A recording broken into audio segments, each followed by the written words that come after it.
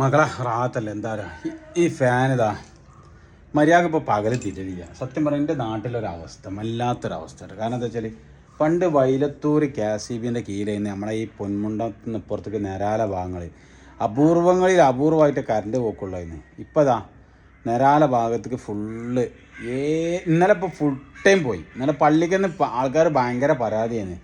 കൈ കടുങ്ങാത്തോണ്ട് KCBക്ക്, അതായത് കൽപ്പഞ്ചേരി KCB ആയിരിക്കും.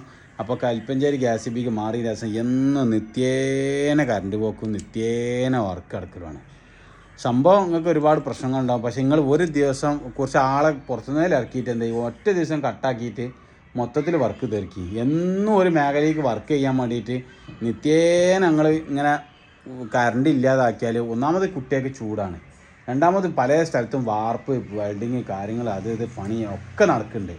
അപ്പോൾ അവർക്കൊക്കെ ബുദ്ധിമുട്ടാണ്. വെള്ളം ഇല്ലാത്ത കാലഘട്ടമാണ് ഇപ്പോൾ ഇത്. ഉള്ളിടത്തു നിന്നുള്ള ഒപ്പിച്ചടിച്ചാണ്.